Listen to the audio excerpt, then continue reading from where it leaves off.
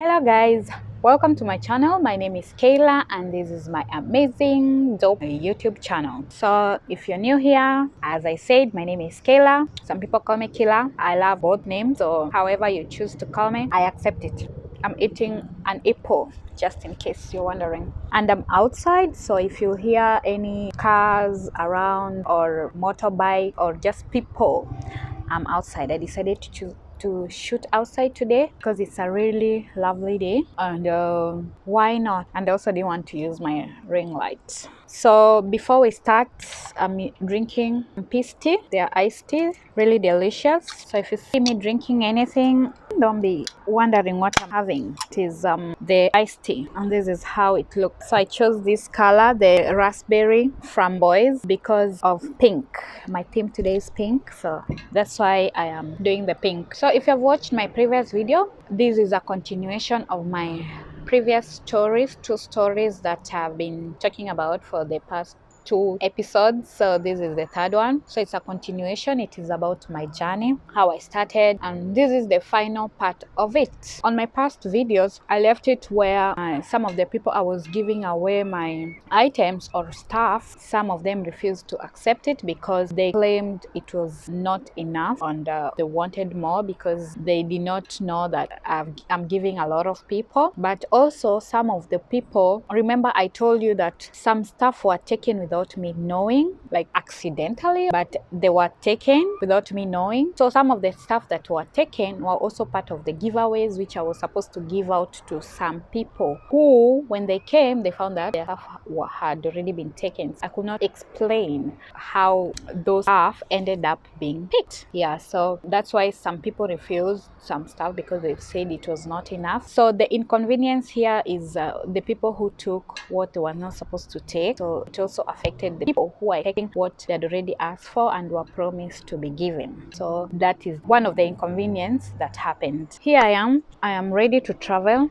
and then this happened. So before I was to travel, like I knew the exact date that I was supposed to travel, but it kept on changing. The flights were being moved forward or postponed for various reasons, mostly COVID, which affected so many flights, as you know. So the flights were being moved, and I would get email. Like the first time I was supposed to travel, I got an email like a week before I traveled, being told that my flight has been postponed to this other date. So that was convenient because they gave me like 5-day notice to adjust and just know the plan. So that was the first time. The second time again, now it was moved to a week, and then that week again, I think 4 days to travel, I got another cancellation and being rescheduled to another date. I was like, okay, fine, though it was still inconveniencing me in some way because I'd already told some stuff, but it was not really a convenience because most of the things that I needed I still had. It was just inconveniencing in terms of the schedules and other things or the giveaway, but not really that much. Now I got another reschedule of flight, and I know, and I'm like, okay, maybe this time they will cancel it again. So I'm not too excited about it.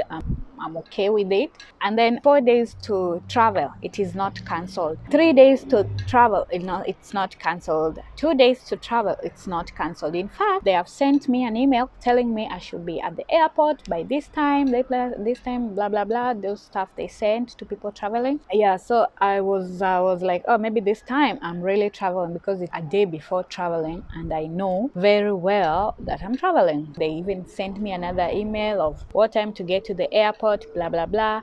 The embassy also sent you an email in case you get flight. The embassy of the country I was going to, they send you an email in case you get a flight, you notify them. So this time I've gotten a flight. I've already notified the embassy. They have wished me safe flight, blah blah blah. So a day before travel, most of the things had gone, and then the next day the last things that were supposed to be taken were being taken that day. We woke up the next day, we showered, blah blah blah, and then like when we are getting out of the house is when I'm being called and being told, where are you going? I'm like, oh, we are supposed to go to the airport. No, haven't you seen an email? Your flight has been cancelled, like last minute, 3 hours to traveling. I'm like, what? We are all dressed up. the van that was supposed to come and pick us is already down there. Like, we are all ready, and we are being told your flight has been cancelled. What? We were just shocked. Everyone in the house was shocked. There was like quiet moment for everyone, like people not knowing what to say. And remember, some people had already come to pick the last staff. The transport company that were taking my staff to the village had come that day very early in the morning. By 5 they were there so that they can pick the things that they were supposed to take to the village for my parents. I'm left there. I'm like, now if you take these things to the village, we barely have anything in the house. We didn't have anything. We had given out the previous day in terms of food that was remaining. In terms of cooking utensils, we had nothing. Yeah, you want to do this and you're like, oh, it was taken yesterday. You want to cook something and you're like, you don't remember, somebody took this. That is also another inconveniencing, because some of the things I would have used and they took without asking. So that's why I was mad. Even my face mask, I wanted to just relax at some point, and I was like, oh, let me just do a face mask, relax, do this. I found that it is taken. And I'm like, I would have used it. You can travel with face masks or any product, facial product, to any country. You can't give out unless you want to give out. So why would someone take that? So I know it's petty, but still, I needed it at that moment, or a few days after that, when I'd already calmed down. I was like, now it's time for me to just rejuvenate, treat myself, like put on face mask and just relax and enjoy, try to forget whatever is happening. But no, I didn't have a face mask because somebody decided to take. So we didn't have cooking utensils, we didn't have plates, we didn't have mugs to drink from. Some of the people who were coming to take their things last minute, I explained to them that I can't give them, so they had to wait. When it comes to blanket, because we were figuring out, our house was basically empty. We had mattresses, the chair had gone, so we put the mattresses on the living room, and that is where we watched TV. So there's TV that was going to the village, so that TV remained. The people who had come to take the TV to the village, I told them, you can't take, you just have to give me some time, so I'll let you know when you can come and pick it. So that's what was going on. We were completely devastated. Everyone was, apart from Sky, who of course does not understand, but the rest of us, like, we were so devastated, we just didn't know what to say. In fact, that day I just left the house and went outside. When I got the news, I didn't know how to explain. The guy who was taking the chair had already paid for it, and he was just coming to pick it because he didn't have transport the other day. And I was like, should I give him or just... And the fact that I sold it at a very cheap rate because of the last minute thing. The reason I even sold some things at a very cheap rate was because of the last minute thing. So I was like, should I refund this man his money? Because right now I don't even know if we're ever going to travel. By that time, the flights had been cancelled 4 times. And I was like, maybe we are never going to travel. So should I just not give him the chair and just refund his money? Because he was there already picking it. Oh, I was so stressed that day.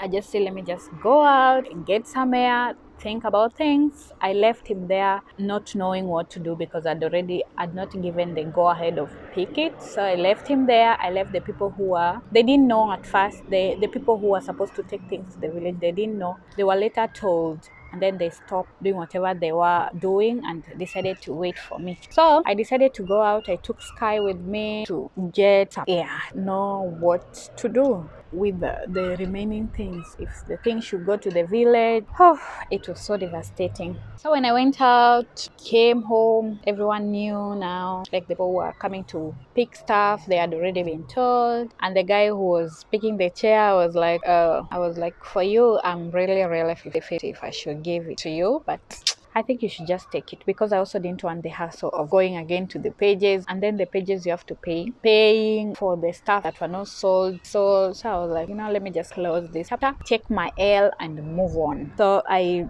decided to give him the chair. So that's why we decided to put mattresses on the sitting room. Most of the mattresses were giveaway, but the people had not come to pick them. So I told them not to. I will tell them when they will pick it or pick them. And also blankets.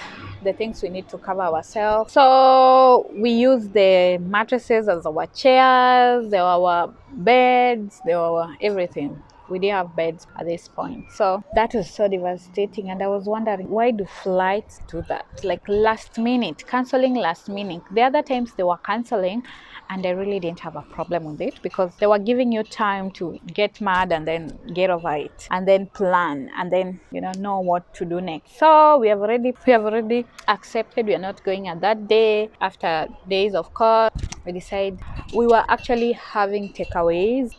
Because we didn't have cooking pots to make our food. So most of the food we were having were takeaways. Yeah, as you can see from the video, that is the time we even went for the photo shoot because we were so heartbroken. So we decided to cheer ourselves out and we went for the photo shoot.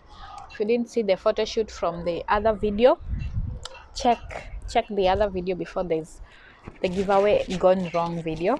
You'll see the photo shoot we did and the way we had fun. Yeah, so check it. A few days later we are given another date for traveling and then I'm like, okay, good. By now you're even tired of explaining to people why you have not traveled. People are telling you, oh, you might not travel. No one is traveling with COVID. And even the president announced that they are not opening the airways or the borders or the international flights because of COVID. So already people are discouraging you. You really are not traveling. Yeah, just accept that you're not traveling, and you will travel, but not during this pandemic. And I'm like, this pandemic is taking too long, and I don't know if it's gonna end as soon as everyone wants. So why, and then we were going as repatriate. Like, yeah, when people are telling me, I'm like, maybe they're saying the truth. We have been given another date of flight. And I'm like, don't get too excited. You never know. We are waiting 4 days to flight, not cancelled. 3 days, not cancelled. Day 2 to traveling, no, it is not cancelled. Day 1, not cancelled. The next day when you're supposed to travel, or the D-Day when we are traveling, it's not cancelled. I'm like, okay. We are going to the airport. Like, I'm going to the airport and I keep on checking my emails. I'm like, what if it's cancelled? Like any email, if I get any email, I'm like, what if this is it? And I check and I'm like, oh, please God, let me travel, please. Or let this email not be that email, the email that I'm dreading. So we go to the airport and people are traveling, like people are queuing. And I'm like, good. You see, people are being checked in. And I'm like, so far so good. I find someone who helps me go weigh my stuff. So I go to the place where I'm weighing my stuff and I weigh them. My stuff meaning suitcases. You have to weigh your suitcases to know if you pay extra or not. So my suitcases are extra heavy. I had like 4 suitcases. I was allowed 5 because 2 for me, 2 for Bianca, 1 for Sky. So I was trying to remove some stuff so that I can add on the 1 more box. And they were selling a carton at the airport at 2,000 shillings. 2,000. A carton, which is 44 bob. They were selling for 2,000. Desperation makes you really buy things at expensive. Too much. Like, it was like 10 times the price or more. Anyway, I buy a carton. I put the extra so that it acts like, I actually bought 2 so that it acts like another suitcase for Sky. Remember, I'm allowed 5. So when I'm going to the check-in, I'm told there's a problem with your tickets. I'm like, what? They say, oh, just go to that counter, they will help you. It's something that can be changed. So I went to that counter. That counter, there are like 2 people before me. It's supposed to be 2 counters, 2 people serving people, but it was only 1 lady who was there. So wait. Right now you're nervous. Sky, thank God, is sleeping. Bianca is carrying Sky. They are sitting somewhere. I go to the counter. They are told the ticket that I have, it shows that I'm going through 2 Schengen countries and I am only allowed to go through one Schengen country. So their work is to make sure I pass through one. I was to go from Zurich and then Frankfurt. They were trying to make sure from Zurich I go direct to the country I was going to instead of passing through Frankfurt. So they are trying to find solutions. Me, I'm thinking, oh, okay, doesn't look bad. And then this lady tells me they have found a solution, but for me to get it, I have to pay $500,000, $500,000. I'm like, what? $500,000, and the flight is leaving now in the next 15 minutes. So I have 15 minutes to come up with $500,000 for a flight. So I panic. Everyone is panicking. My hubby has checked. He has found or another flight that is going from Zurich to Montreal. But this lady said that that one is last minute. That is so last minute, they cannot put us on that one. We have to use the one that we need to pay. And then they also told me, oh, even the time is it's not possible right now to get you on that flight because the checking in has been closed. What? I was so devastated. They have said they have closed the check-in. We have to reschedule the flights on our own. I was just tired. I'm just tired. At this time, it's around 11:30. I'm at the airport. Sky is awake. Sky is crying. So I'm dealing. In fact, Sky woke up when I was dealing with this lady when they are trying to find a flight for me. Sky was crying, and I'm trying to soothe Sky or just make him calm down while I'm also trying to deal with these people. And also, on top of that, people who are getting the giveaways are still calling me, oh, I can't remember where you stay, or oh, I don't know where your house help is telling me she can't find some stuff. I'm like, I really have problems, like really bigger problems than giveaways right now. You really don't know. You just don't know. As I said, at that time, my problems were bigger. If you can't remember where I stay, like ask someone else, not someone who is traveling. Even if I was traveling and my ticket went through and blah, blah, blah, it would still be hectic trying to explain to someone, take this mat or take this thing or take this cab. Just figure it out. My God, I don't know. Just try. I'm sure if you want something, you can figure it out.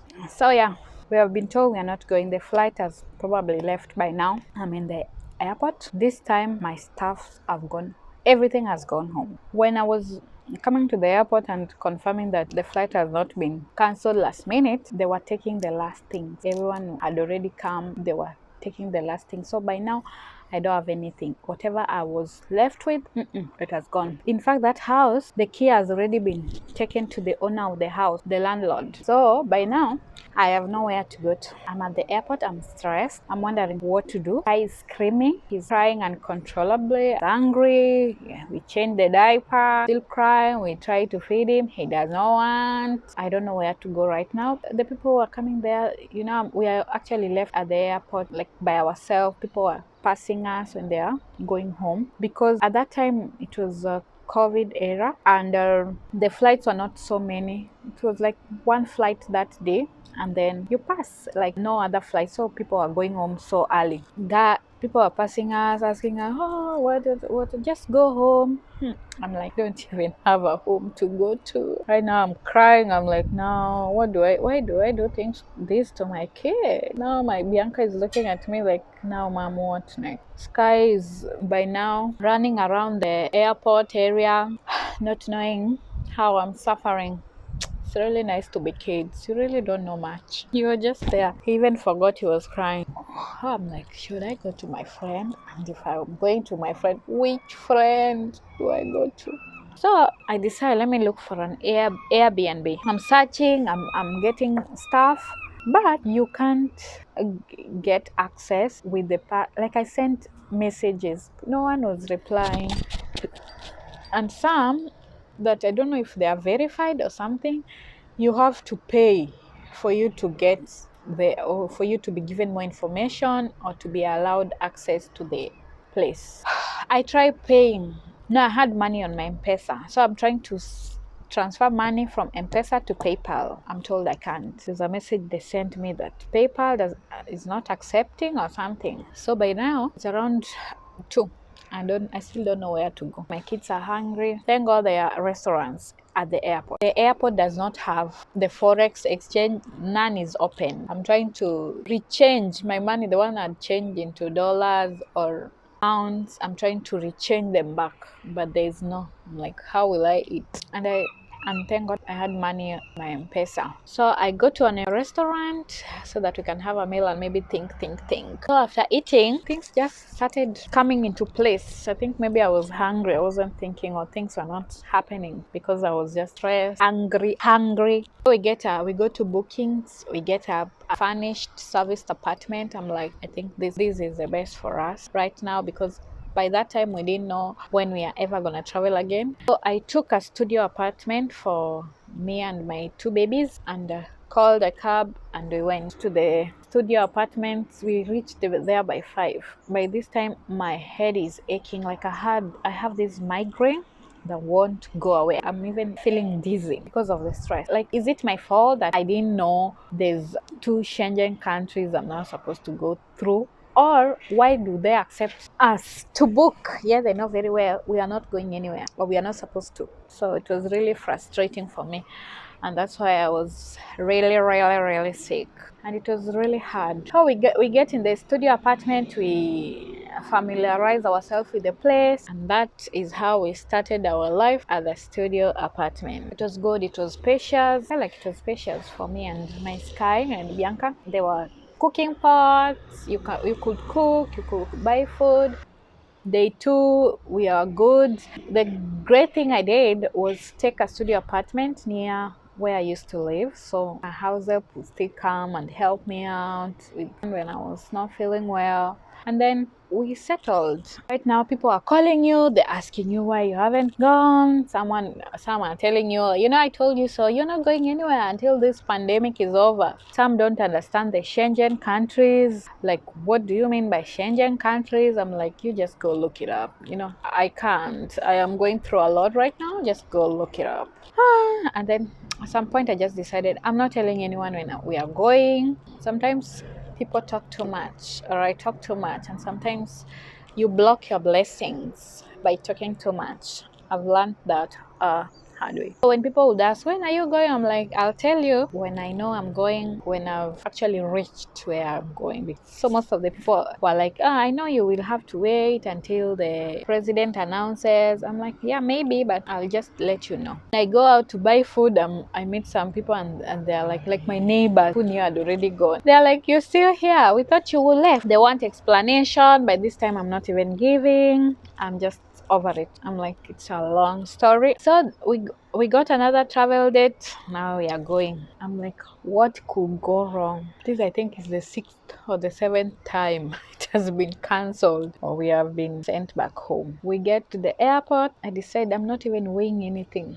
I'm just going to the check-in. They tell me if I'm traveling or not. We go to the check-in. They tell me there's a problem somewhere. I'm like, really? What is the problem? They say your visa says that you're going on a visitor. And right now, we only allow people to travel. They're returning back to your country. And in a visitor visa, it means you are visiting and then you're coming back. I'm like, the people who gave me the visa gave me an extra letter that they said I have to present it to the air because they could not take my biometrics when I was in Kenya. So they said when I go to the countries, when they will take my biometric and finalize what they had already started. So they gave me an extra letter to let those people know that I'm allowed to travel. They should allow me to travel. And these people at the airport are telling me they have called the embassy to confirm that I'm allowed to travel. The lady who's supposed to call the embassy is busy.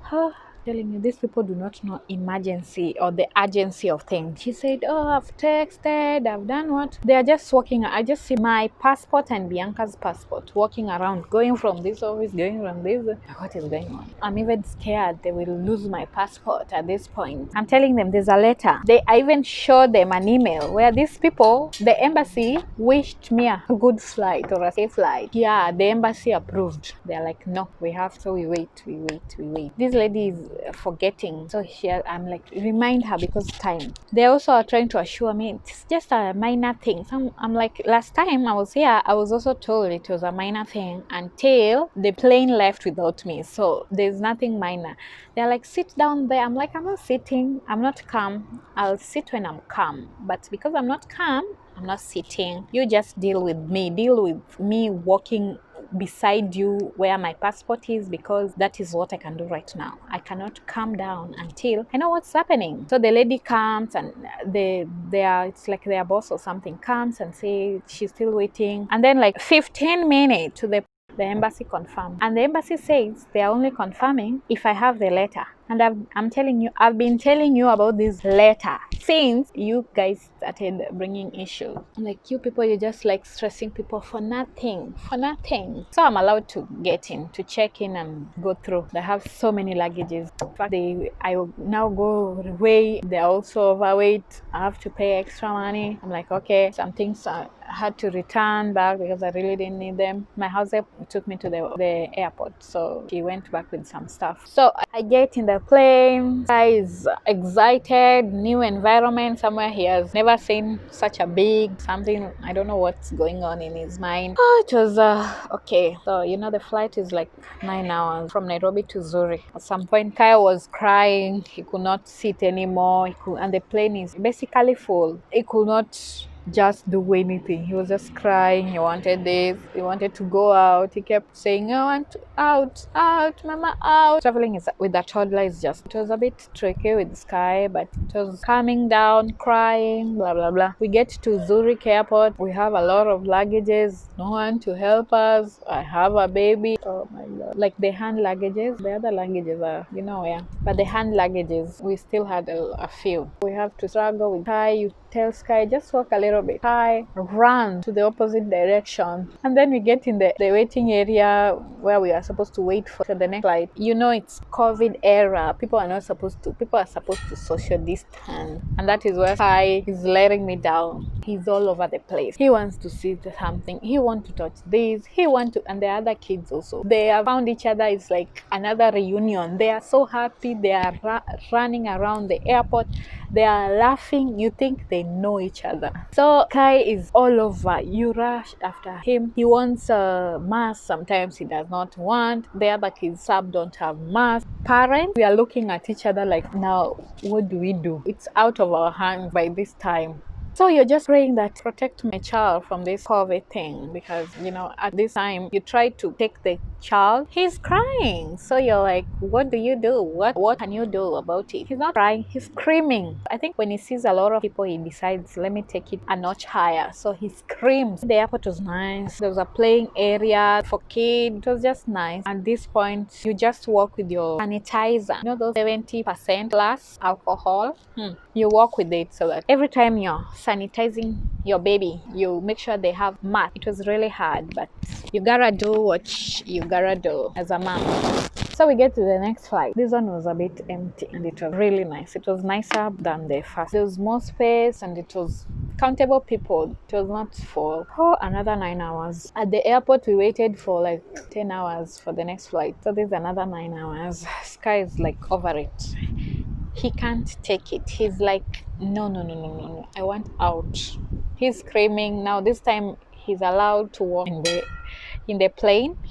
So he's walking around, going to the business class, the first class. Like, he gets sad, he cries. We go to the kitchen, and the hair hostess were really nice. They were really nice. They made us whatever we wanted. Sky wanted hot chocolate. He wanted juice. Like, anything you wanted, and the food was really nice. I really love the food. The pilot even gifted me with luxury chocolate. I think he saw the struggles I had with Sky. He said, enjoy these when you are relaxing at home. Right now I'm tired. I'm thinking the next flight is 2 hours, because it said we were getting Montreal at 7 and we were reaching Vancouver at 9. So I'm like, 7 to 9, those are 2 hours. Who knew that in a country they can still be behind in terms of time? So Montreal is a few hours earlier than Vancouver. So it was a 5-hour flight. What? I was so tired. I'm disheveled at this time. Sky saw another plane and he was not having. He cried for 1 hour, like screaming for 1 hour. Bianca was so. I'm like, seriously, Bianca was really nice. She was really helpful during the whole flight. It's really nice to have kids many years apart, because now this one, Bianca really helped me a lot. So Sky screamed for 1 hour. Everyone in the plane was wondering what's wrong. I was explaining to the air hostess, he's just been from another flight which was 9 hours, so he's tired. They were really understanding. They were asking how they can help, if they can take him. I'm like, take him, yeah, take him. I was like, no, if I should take him, the scream, if it was supposed to go for 1 hour, it will go for 2 hours. So let me just be with him, so that it can just go for the hours that it was intended to. So yeah, we reached Vancouver and the airport was so big. When we were in Montreal, they wrote where I will pick my luggages. When I reached Vancouver, whatever they wrote was not it. So I was in another area while my luggages were in another area, and Sky was on another level of impatience, could not take it anymore. It was really hard. We were really struggling, but we thank God. I really thank God that we reached. Finally, we got our luggages. The flights were safe. We didn't get COVID. We went for 2 week quarantine, like a quarantine in the house. So we were on 2 weeks quarantine. And we didn't get COVID. Isn't that just a miracle? Huh? With how many airports we passed. And I was told Montreal is also on a high alert of COVID, so I should be careful. But I'm just grateful. We are COVID free. We reached safely. We have adjusted, and the weather is so nice, like you can see.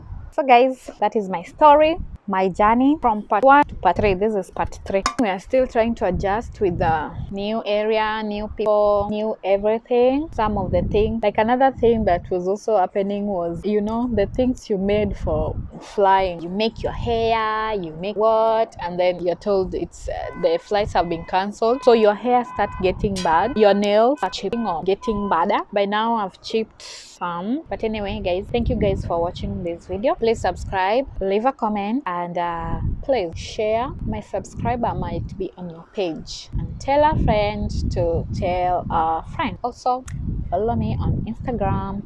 Thank you, and have a lovely week.